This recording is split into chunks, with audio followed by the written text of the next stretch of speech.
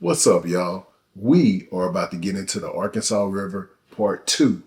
So let's get into it. Last video, I traveled to Oklahoma for a Bass Nation event. I took you on a ride in my new Puma STS. I ran you down river to practice at Greenleaf Lake, and we had an epic day 2 practice at Kerr Lake. I also explained to you guys how a lock system worked. This is Part 2 of fishing the Arkansas River. Posters right here, or whatever you call these things. Let's get some logos. Y'all go ahead and walk in the front. Not gonna do an intro? No. There we go. There the guys go. There the guys go. There we go. They got something in my cup.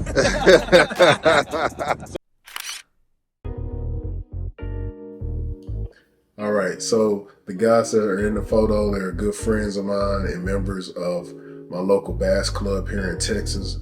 Man, we had a great time traveling to Oklahoma to fish this tournament. We all kind of just worked our way up through the Texas Bass Nation organization to get here. And I was the only boater in the group. Those guys were co-anglers, so their experience for this tournament was just a little bit different than mine being co-anglers, but we all had a great time. So in this video, I want to cover 4 agenda items. Number 1, we're going to talk about what were my goals for this tournament? What were my expectations going into it? Number 2, what was my plan of attack? Where was I going to go fish? Number 3, we're going to go over some tournament footage.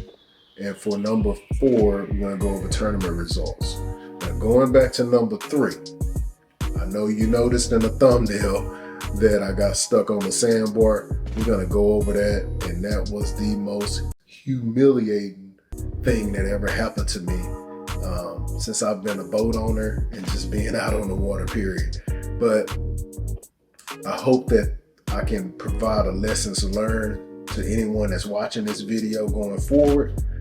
It's definitely a learning opportunity, and I have some things that maybe I can help someone out with in terms of, getting back out on this river. If you got a tournament coming up, there's certain things that you need to know and be prepared for because it's a different type of fishing on this type of river system. So let's get into it. All right, so goals for this tournament. What were my expectations? Number 1, I wanted to take fish to the scale. I wanted to be able to walk across that stage that you're seeing right here in this video. I want to go across that Bassmaster stage with, I don't care, 1 to 5 fish. I want to just be able to experience going across the Bassmaster stage for the first time. So that was one of my goals. I mean, if I could finish in the top 20, top 25, that's a great day for me. I mean, this is my first Bassmaster tournament at this level. So, my expectations not set super high. I'm just trying to be reasonable. I know it's guys in the field that have a lot more experience going into this tournament. But if I do great, good. If I do good, good. But if I do poor, hey, oh well, it was an experience and I can just build on what I learned. All right, so my second goal for this tournament was to challenge myself by going through a lock-in system. Now, I bet you're like, oh man, why is this guy talking about these locks so much? I was actually somewhat fascinated by going through these locks. I mean, for years, I've seen professional anglers fish like in Florida and some of these river systems going through locks and deciding if they're going to go through a lock to make sure they meet their check-in times. And it's just a lot of different things associated with it. So I wanted to also experience what that would be like as well. So one thing that really fascinated me about it was because as you go through these locking systems, you have access to various lakes off the river system. And these lakes could be set up totally different. They may be set up for your style of fishing. I mean, some lakes may have more grass, hydrilla, structure in them, and some lakes may not. Some lakes may be rocky type lakes. So the thought of that was just amazing to me. And just to know that you have all of these, possibilities and opportunities, off the river system, yeah, that was a big deal. So one video that I really liked that there was of Brian Latimer. He's a professional angler, and he's also on YouTube. And Brian had a video about the Arkansas River, and he was trying to decide in that video if he was gonna, you know, go through a lock, because a lot of the fish that he found, he didn't have to go through a lock. So it's just different scenarios like that that kind of fascinated me by it. So yeah, that was one of my goals for this tournament, and actually the last goal for this tournament. So let's get into the next section. All right, so let's talk plan of attack going into this tournament. You know, for 2 or 3 weeks, maybe even longer, I've done a lot of research on the Arkansas River, and I decided that I had two areas that I wanted to fish. Number one was going up north through the Verdigris River and fishing a place called Coal Creek. That was the plan for day one.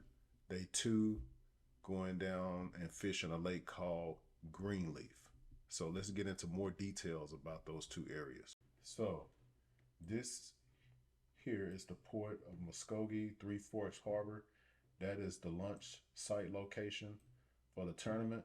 So plan for me was to hang a right, going to Highway 62 and head north up the Arkansas River and veering off to the Verdigris River. Head up there quite a ways, and there's a lock dam number 17 that I planned it on going through. And you go up a little bit further, and right before Highway 69, still headed up the same river, here's Coal Creek. So this is the area that I plan on spending most of my time fishing on day one. And if all had went well, probably go back for day two. All right. The next one was hanging a left and going down the Arkansas River. For those who watched the Arkansas River part one of my video, you see me kind of going down the river um, and practicing the Greenleaf area, which is here, Greenleaf State Park. I've done a lot of practicing in this area. So we'll go to Google Earth. This is Google Maps here, but we're going to go to Google Earth, and I'm going to show you some trails that I actually run during practice for these areas. All right, so this is Google Earth. Here I have, you see a lot of colors going on. These are my actual trails during that time from my Humminbird unit and my maps. These are my saved trails from practice and doing the tournament. And as you can see, I put in at the Port of Muskogee. The green line represents my practice paths. The yellow line, I believe, is tournament day one. And then the red line is my return back to port on tournament day one. I didn't capture this on tournament day two, but this is how it looks. All right, so talking about practice here, as you can see, headed down river that morning. And again, this is the path that you actually seen on my other video, fishing the Arkansas River part one. And as you can see, I headed down just like I said I would to, this is a long way, to Greenleaf. Let me zoom out a little bit.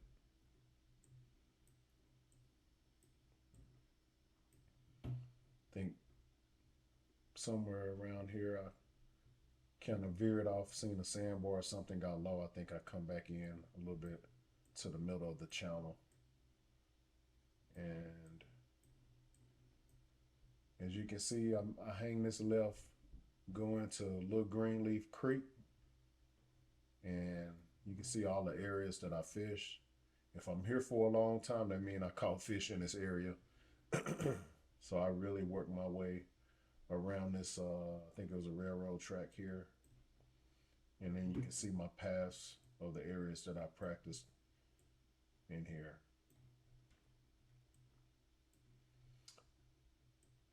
So the reason you don't see any trails going up north during my practice is because there was an issue with, I believe, one of these cranes or something. Some damage happened on the Highway 62 bridge where the Coast Guard, I guess, shut this area down, and Bass Masters also shut it down. So this area was off limits. No one couldn't go under the Highway 62 bridge during practice. And I don't think it was open on the first day.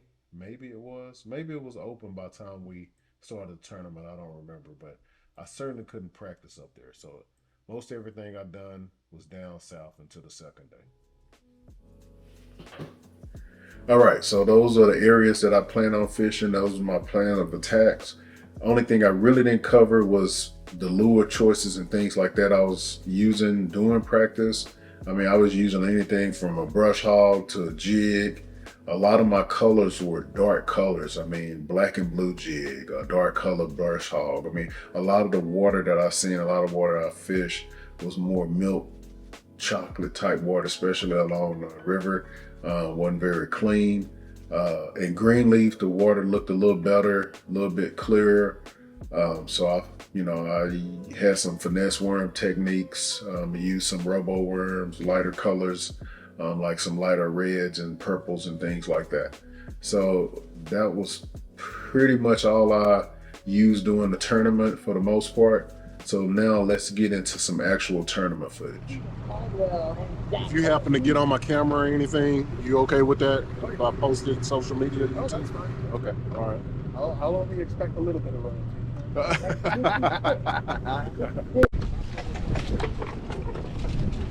Made it to the lock.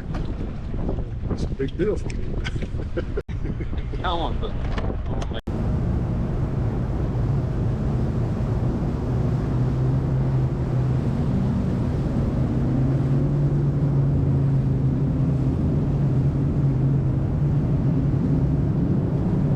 I thought you weren't looking, bro.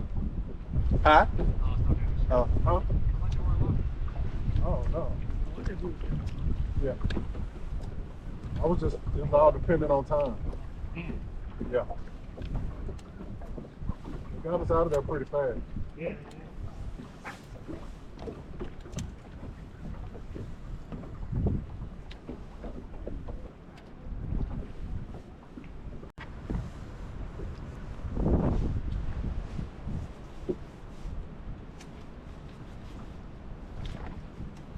Got a light on.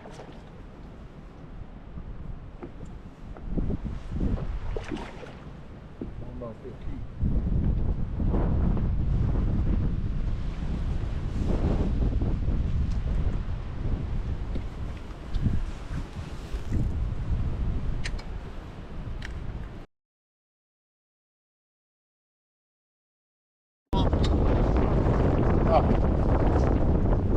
I don't know what to do, man.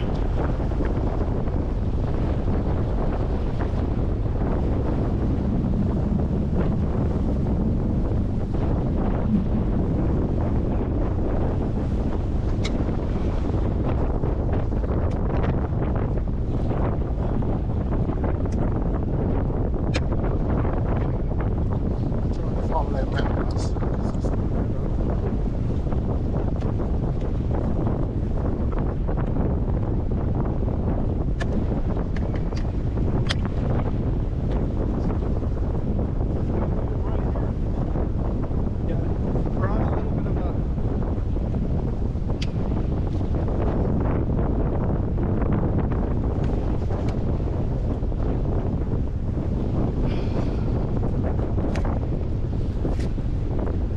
That video is so hard to watch. Every time I watch it, man, it is so hard, so difficult to watch. What can I say? I got stuck on the sandbar. It happened. It never happened to me before. I don't know why it had to happen in this particular tournament, the biggest tournament of my life, but it did. So, but I'm thankful that at this moment, I'm thankful that we're okay. And I'm so thankful that it was a soft sandbar that we ran up on, and we didn't run up on it very hard because I was already kind of, cautious about the area anyway. So there was not one scratch bottom of my boat.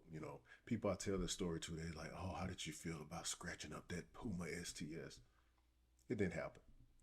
Everything was good, no damage. I was very, very lucky and very, very thankful that the boat also was okay. Make the best of it.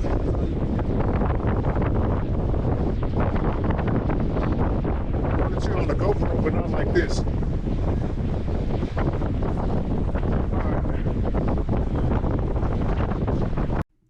All right, so next we're going to get into what actually happened. How did I get stuck on this sandbar? The reason I want to show this to you, just like at the beginning of the video, I said that I wanted to be able to help someone, make them aware if they're ever in a tournament and they're traveling down the Arkansas River and fishing these various lakes, what to be aware of and the things to look out for. So I'm going to show that here.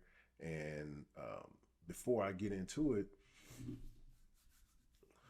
think about trying to push I don't know, I think it's 2,000 pounds. Let's check it real quick. We're going to see how much weight Puma STS is while I'm sitting here thinking about it. So just to give you some perspective of how we got this thing off the sandbar when we going through this walkthrough here. All right, here we go. Bass Cat. All right, so we're on Bass Cat website here. All right, the Puma STS specifications. Yeah, I thought it was around 2,000 pounds. Around 2,000, 2,100 pounds. That's just for the hull. That's just for the hull. 2,100 pounds, and I'm sure that's not with a motor on it. And I think I remember the Mercury being a Mercury 4-stroke 250. I think it's around maybe 500 some pounds. So you talk about another, you know, 2,600 pounds right here, plus all your batteries, your trolling motors, your talco, and everything else that you have in your boat. You might as well just chop this up to be about 3,000 pounds, bro. 3,000 pounds. And we had to try to push this Puma. I wouldn't even say inch by inch. It felt like we moved every half an inch to get this. And we had to probably go, man, it really felt like it was more than 10 yards. I don't know. I could be exaggerating, but it was a long way off to the edge of that drop off to get it. As I said before, the wind kept pushing us back further and further. So it took us a while, but we finally got it pushed off. I mean, I have pictures of my arms just bruised up for like 2 weeks after this event, just trying to lift and push. And the problem is we couldn't get a lot of grip because our feet were going into the sand. It was so soft, we didn't have any grip to push this boat off the deal. So we had to really wait for the waves to come lift the front of the boat. We had to kind of time it. So every time a wave come in, we had to try to give it a quick nudge. And we finally got it off enough and sort of got it turned and got it off the sandbar. So, but yeah, there it is right there, guys. I mean, it was not pretty. I mean, you talking about some good sleep that night. I mean, I crashed pretty hard that night. So, um, all right, so we're gonna get into Google Earth next. I'm gonna show you some of my trails and that sandbar situation. We'll do that next. All right, so we're just gonna start here where we passed Greenleaf. This is the first day of the tournament. As I explained a little bit earlier in the video, the line colors represents each day. So the green line was my practice day off in Greenleaf. The yellow line is the first day of the tournament, and then the red line is us returning back um, to check in. So as you can see, Weber Fall Lock was just right around the corner from the Greenleaf area. And this is the lock here that we went through that morning. And so we're going to continue on in yellow, going to this bridge, going to that bridge. I mean, this is a long way down.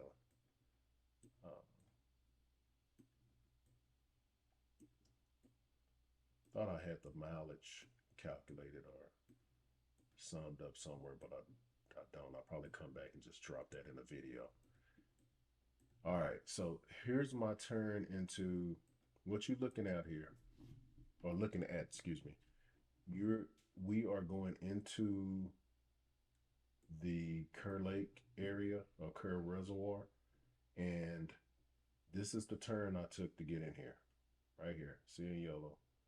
I come in, and then also I still have a yellow line from the previous day, which was Chris and I putting in at this Van Creek public boat ramp. So in the last video, this was our area. This is where we trailered the boat to. It has the same yellow line. So that's the day before, but going in this way was the day of the tournament. Okay. And this was the first time I ever took this route in a boat. So I get in and, of course we're fishing in this creek area, and I spent a lot of focus, which I wish I would have worked on other parts of this area, but I focused on the areas that I practice on, and I felt like a lot of those fish had maybe already moved, but you can see how much work I've done in this creek area. So coming out, we're leaving now, and it doesn't pick up. I'm not sure if it picked up my trail and changed colors, or maybe not. I didn't change it myself, but anyway, I came out and I started right here in red. This was my trail coming out. Now, as you can see, for some reason, and I think it's because maybe the wind picked up a little bit, I wasn't tight to my trail coming out as I was going in. And as you can see right there, there's your sandbar right here. So right at the beginning, when I ran on the sandbar, I was right here. When I seen the other guy boat, we were just right there. But look how far that wind pushed us up into that sandbar. We started out here, but we wound up, you see that bend? Because we stopped right here. It pushed us that far. Now, let's put in a line here. We talking 20 yards. 20 yards off from where we began when we first got stuck. So of course we had to push that off another probably 20 to 40 yards, which that was kind of my guess. So we finally got the boat off here, you can see, or maybe we got it off in here somewhere because there was some curvature going on here. So I got it off enough to get us going, and that's us taking off. So I don't know where to see. yeah, so lessons learned here, make sure you get a good path and follow that path very tight. Make sure you have, a good mapping system on your boat, and make sure you're paying attention to the depth around here. I mean, I didn't even mention all the trees. You don't see all the trees in here, but there is a lot of Have a stumps double check, man. and Make sure you trees. don't go across. This was like only 2 feet, 2 to 3 foot of water here in this entire area. So if you got off track just a little bit, you could be in trouble. And as you can see, we got out of there, ran back up the river, all the way back up to Weber Falls. That's us in red.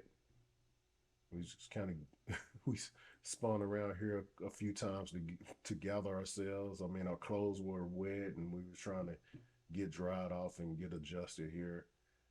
We couldn't get, We were able to get into that lock maybe 20 minutes after we arrived. After there's a little chain here that you can pull for the gate attendant, and they'll decide if they can let you in the lock. A little sand in yours too, huh?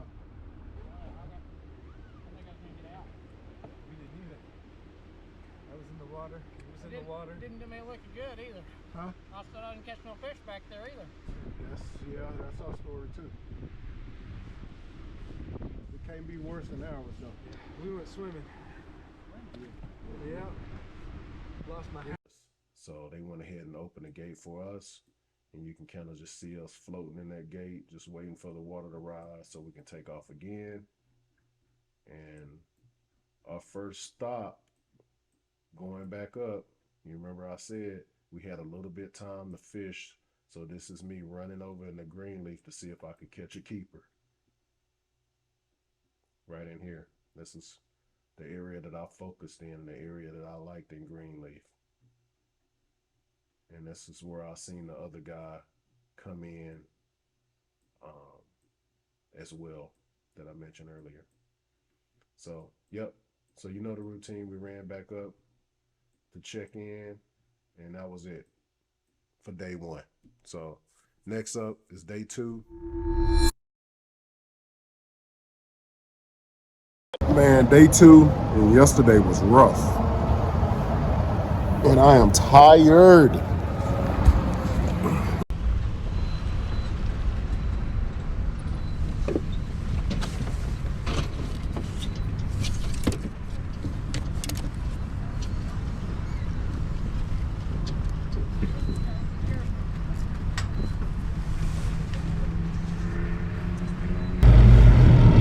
Boat number 96. Dashin Peck and Shane Dupree. Flight number 7, boats 97 through boat 100, boat 100. Oh, yeah. Good luck, guys. Thanks, man. Boat 101. Come on, 101. 96. 96. Check-in time. 350. Got you.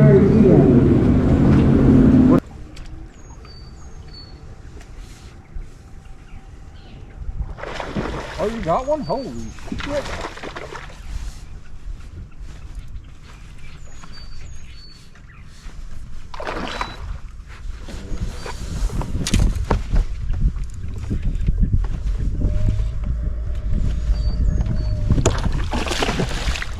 Don't do that. Don't do that. Oh, yes. Did you not know you had a fish on? I did, but it was a tap, but I thought it was a rock. Golly.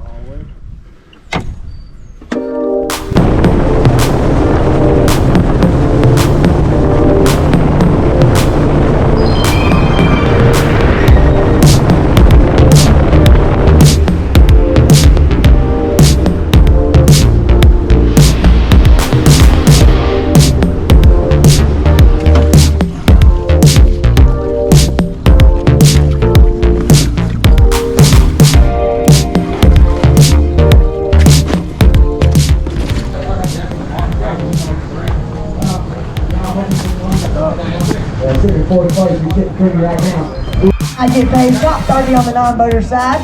We will pay out checks 40 through 21 and 30 through 21 respectively. One fish, 1-7, Nathan, man. Thank you, dude. Good rebound. Yeah, it was tough, really tough this week, but I'm just glad to get that. Awesome job, man. Thank you, Nathan. Appreciate you. Deshaun Peck, come on up.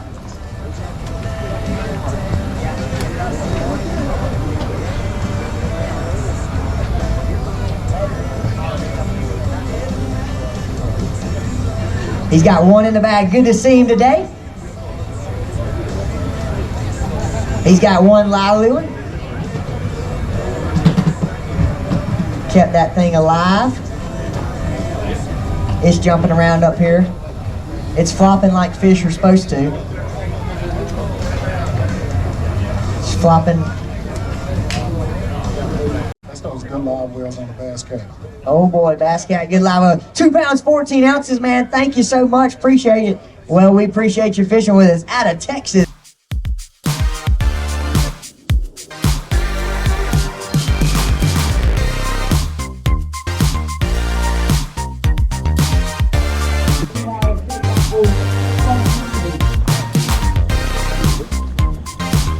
Yeah, no problem. I didn't stop it. So. Oh, okay. Okay. Thanks, man. All right, y'all. DL peg fishing. That's a wrap here in Oklahoma. What a week. What a week. All I can tell you is I had a great time. All up until when my boat got stuck on a sandbar. So, and really nobody knows but me and my co-angler. But we were stuck down at Kerr. We were beached in the wind. The wind kept pushing the boat up on the sandbar. I was scared to death. I missed the lock time coming through. Luckily, I didn't even have fish to be concerned with getting through the lock. But I'm glad that our deal is over. I had to push a puma out of the sand yesterday. So also I made a point of reference in the video where there was a boat also in Van Creek that I told you guys to kind of, remember that boat. I made mention of it. This boat is a boat that passed me while I was stuck on the sandbar. And this was very like early on in the process. It just happened, right? And this is before like a lot of the wind started picking up. So we were just, it was just the tip of the uh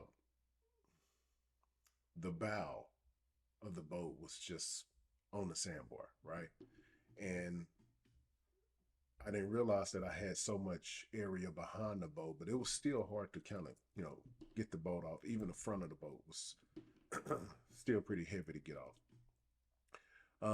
But I see the guy, he's looking at us, his partner is looking at us, and they passed right by. I mean, I promise you, it didn't seem like they were no further than maybe 40 yards. I'm just guessing at that time.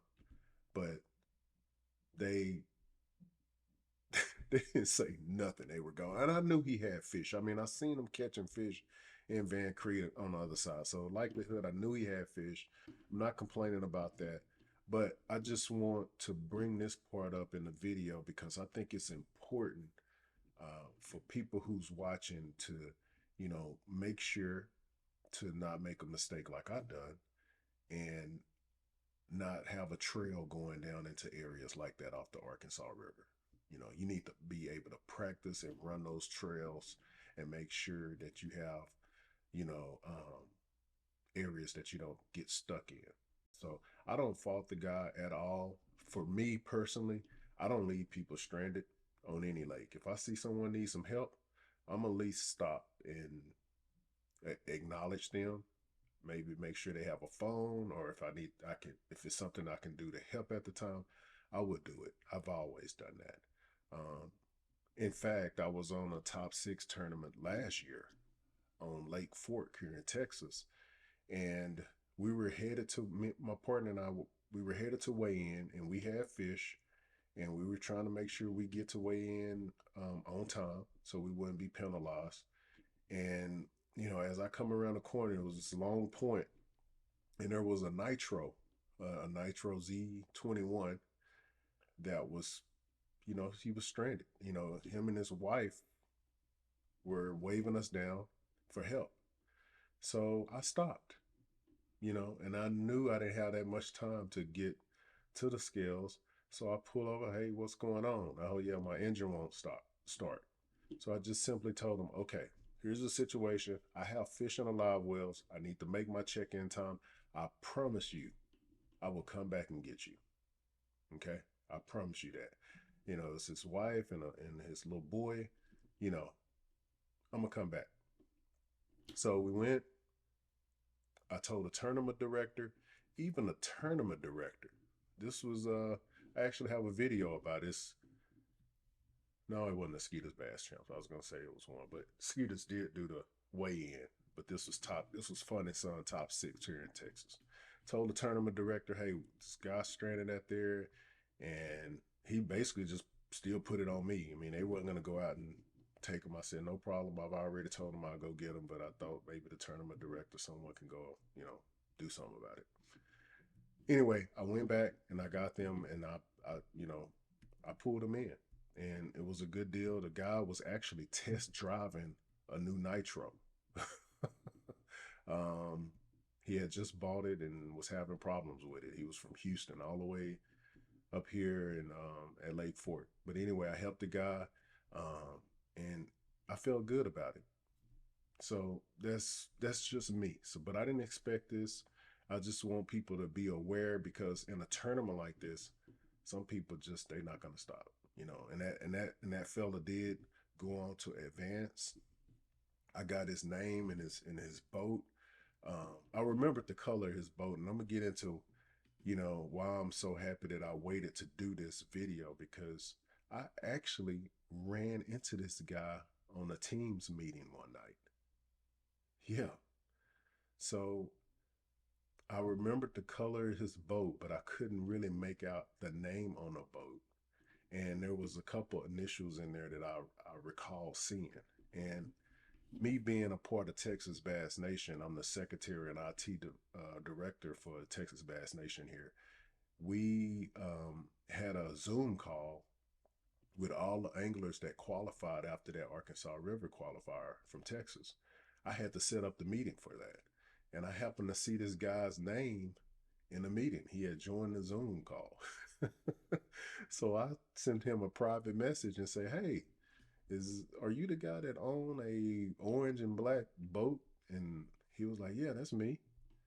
And I said, hey, you the guy that left me stranded down at Kerr Lake.